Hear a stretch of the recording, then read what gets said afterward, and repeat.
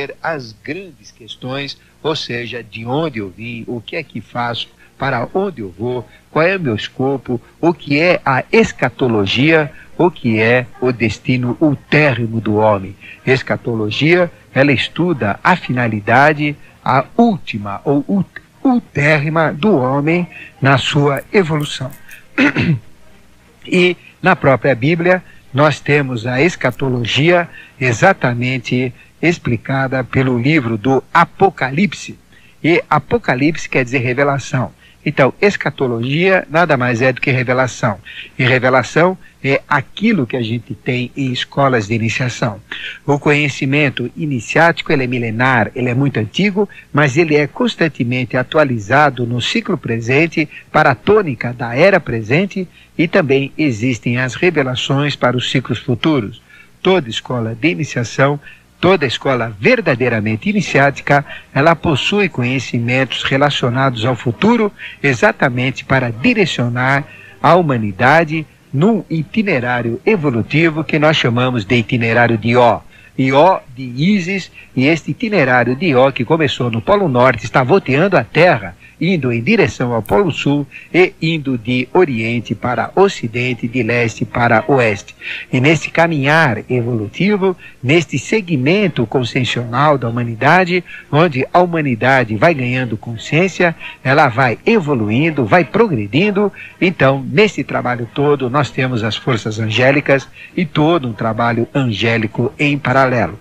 E nós estamos falando em nossos programas exatamente todo esse trabalho dos anjos e principalmente das forças angélicas como verdadeiras extensões e que permitem construir os 4 reinos que existem: o mineral, o vegetal, o animal e o hominal.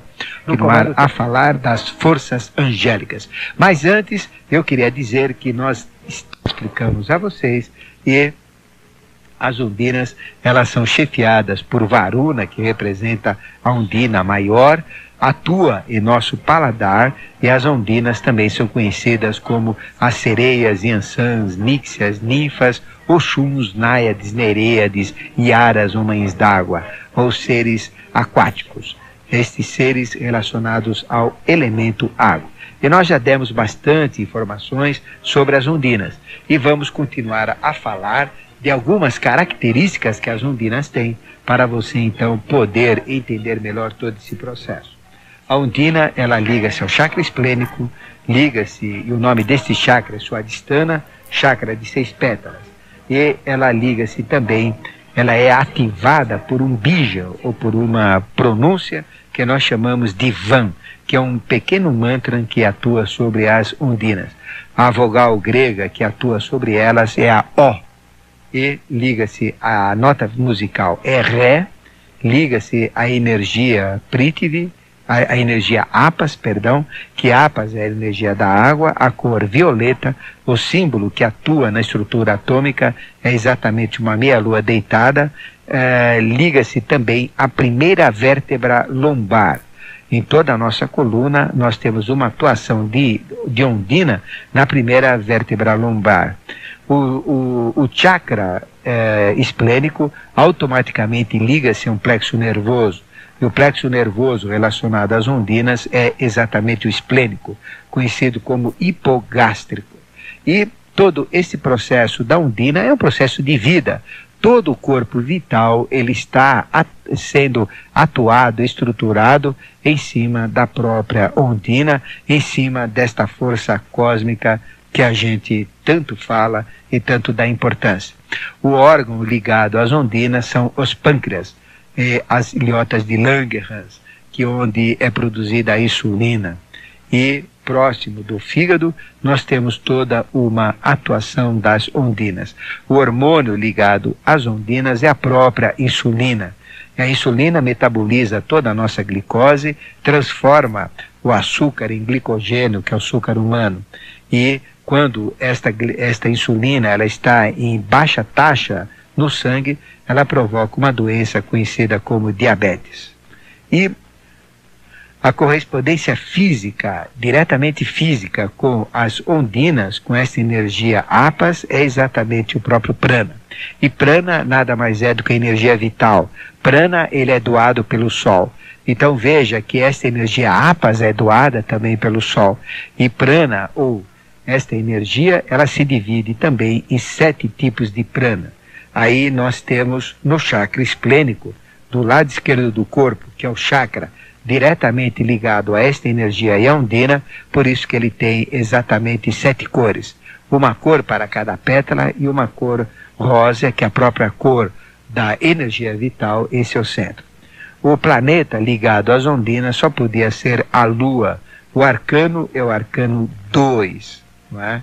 O arcano 2, a papisa. Depois, todo este processo das ondinas, entrando em contato com ela, nós temos o início de uma percepção do elemental. À medida que a gente desenvolve o chakra esplênico, além de lembrar dos sonhos, que é uma primeira característica do despertar deste chakra do lado esquerdo, que é o Swadhisthana, né? Este Swadhisthana permite a lembrança dos sonhos, permite também mexer com a magia elemental, permite mexer com as forças da natureza. Este chakra, ele nunca deve ser desenvolvido isoladamente, porque ele pode provocar desequilíbrios terríveis de saúde. Mas, à medida que ele é desenvolvido junto com os outros chakras, a gente começa a adquirir uma saúde total, uma saúde perfeita. E nos processos espíritas, o clarividente enxerga verdadeiros rombos na região esquerda do corpo, naquela região onde fica este chakra. E ele, por processo de vampirismo, ele é desagregado, porque o chakra nada mais é do que um conglomerado de energia vital diferenciada. E esta energia vital passa a ser absorvida por processos de autovampirismo, por processos também de manifestação de ectoplasma, que saem pelo próprio corpo vital do médium, e grande parte do ectoplasma, que forma aquelas figuras luminosas como espectros no escuro, em sessões espíritas, nada mais é do que pedaços dessa região esquerda do corpo do médium, a região do esplênico, que se desagrega, que se desfaz, que se destrói, e em cima disso provoca então todo um estado de palidez. Se a gente olhar muitos médiuns de muitas casas espíritas ou centros espíritas, nós vamos ver que eles são muito esbranquiçados. Isto é acontecido pela perda desta energia que nós chamamos de energia vital. E também todo o processo de vampirismo de energia, todo o processo de magnetização de objetos, de cristais, tudo isso ocorre diretamente ligado a esta força, que é a força vital. E esta força vital liga-se, por sua vez, à energia apas ou às ondinas. E nós temos uma tendência de perder a energia vital para uma pessoa que tem capacidade de sugar esta energia. E para evitar esta perda, nós costumamos a cruzar os braços, as pernas e também a cruzar os próprios dedos. Daí vem a expressão da figa como proteção destes ataques de vampirismo de energia. E o próprio mesmerismo, que desse conhecimento de imposição das mãos sobre uma determinada pessoa, sobre um paciente, que deu origem ao próprio hipnotismo, existe uma correlação direta das ondinas e de todo o processo vital com a prática do hipnotismo. Hipnotismo de hipnose, de hipnos, que é o sono, que é o deus do sono. Então todo este processo fica atuado pelas ondinas. E também nós temos o tátiva, como que nós percebemos, é do joelho até o cóccix, ou seja, no final da espinha, do joelho até o final da espinha, nós temos a atuação desta vibração em forma de meia-lua e de cor roxa, que atua do joelho, principalmente nas coxas. O número deste tátiva, o número oculto dele é o 369. E se nós fizermos a redução do 369, temos 18. E 18, por sua vez, se redunda em 9. E 9 é o número do adepto, e o adepto só consegue ser adepto se ele entrar nas águas do segundo trono, ou se ele se afinizar com os 4 estados da água. Então, isto é super importante para a gente entender o processo da vida e todo o trabalho angélico. A nota musical que ativa este tátiva, ou seja, apas ou ondina, é o Lá grave. O sentido, nós já falamos, é no paladar. A atuação no homem, a gente percebe também esta energia ondina por uma força muito grande na mão, nos dedos, e a gente consegue segurar coisas com muita força. Então, as ondinas atuam em nossa mão e em todo o nosso sistema líquido. E as ondinas, obviamente, se ligam ao próprio elemento água, ao próprio elemento líquido. O sabor é o adstringente. E adstringente é aquele sabor que, como que um sugador vai sugando o líquido presente quando a gente está sentindo este sabor adstringente. Ele absorve o líquido pela língua ou então pelo nosso metabolismo fisiológico de uma maneira muito rápida. A sensação que a gente tem com esta energia apas ou ondinas é uma sensação de uma umidade. É como se a gente estivesse num ambiente muito úmido, porém esta umidade ela nos limpa, ela nos purifica e ela nos dá também uma sensação de frio. Esta energia ela move-se para baixo, do joelho para baixo. O perfume que atua mais esta energia, chamada de ondina, é exatamente o jasmim. O dia da semana mais favorável é o dia de lunes, porque ela liga-se à lua, que é segunda-feira. E todo esse processo fica muito mais forte na segunda-feira. O metal só podia ser a prata, e a prata é o metal ligado ao sistema digestivo, a todo o sistema do tubo digestivo. Depois, a prata ela fica no 5º período e numa 7ª série. E o número atômico é 47. 47 dá 11, aí vem todo o poder da prata. Depois, a pedra que mais liga-se às ondinas é a ametista. E a ametista é uma pedra semi-preciosa de cor violeta, que é um tipo de quartzo que se forma muito na natureza, principalmente no Rio Grande do Sul, no sul do nosso país. Então, a ametista, ela representa a própria ondina em termos assim de pedra. O animal totem que corresponde a tudo isso que eu estou falando, ele é o lobo. O lobo representa então o animal relacionado à lua, relacionado à água, e é por isso que o arcano, a lâmina do arcano chamado lua, ela tem a figura do lobo uivando, né? Desse lobo uivando para o céu. Aí vem todo o mistério da lua e do próprio arcano também, que é o arcano relacionado à lua. Depois, nós temos outros animais ligados. Como animal, nós temos o gato.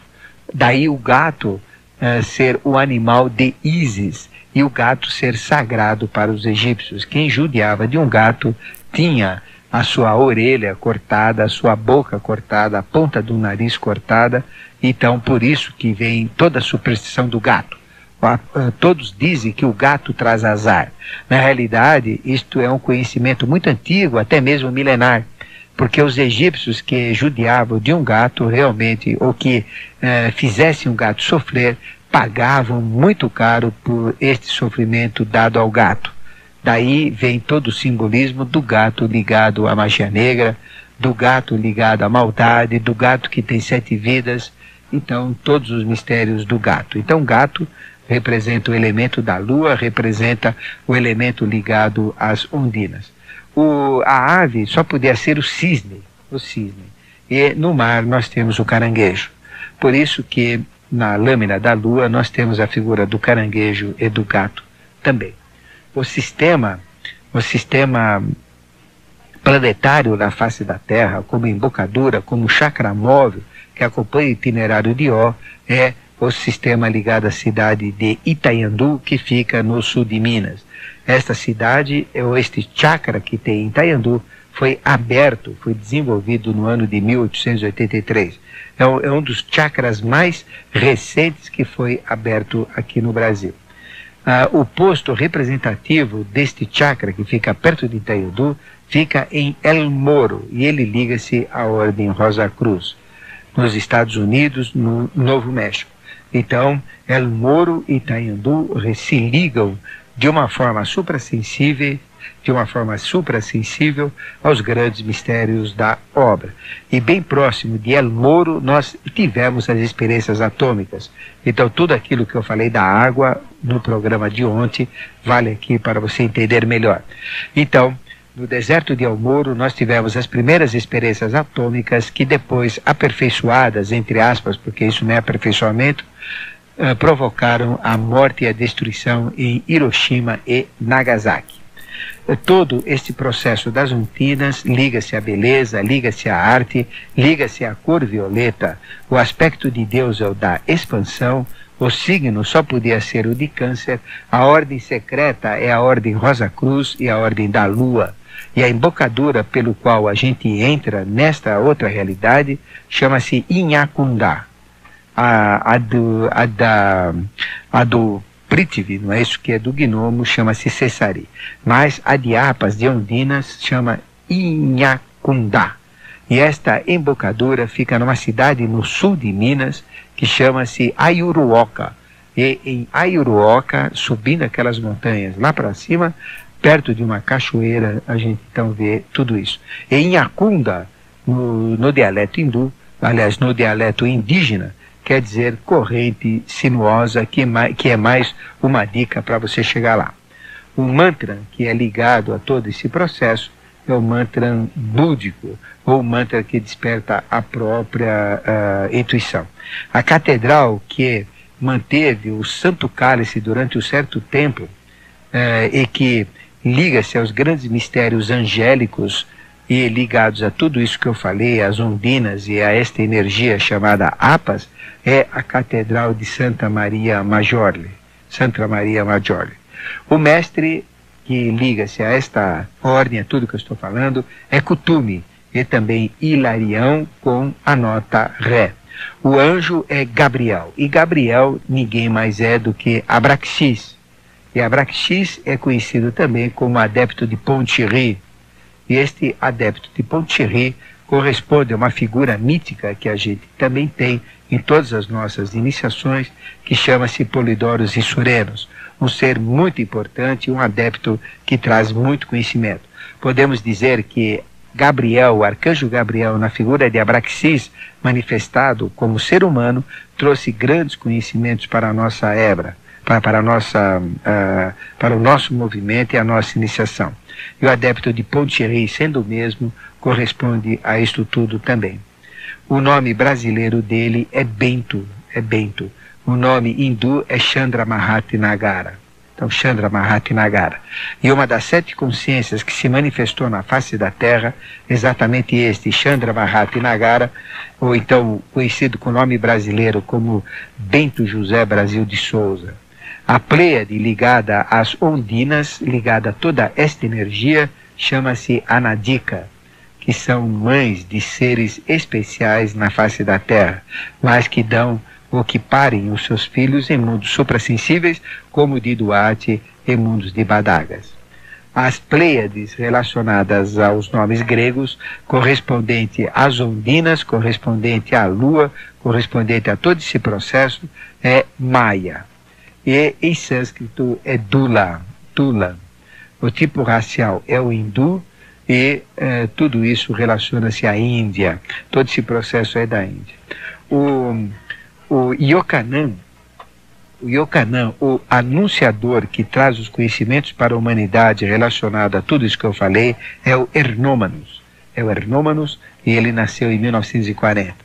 Aquela filha de Tutmés III e Nerebtiti, em 1529 a.C., que representa consciências cósmicas no meio da humanidade como verdadeiro rishis ou mestres, é Mazanir, ou então pode ser conhecido também como Apasbel, este grande ser que comanda todo o processo evolutivo numa razão de aspecto centenário.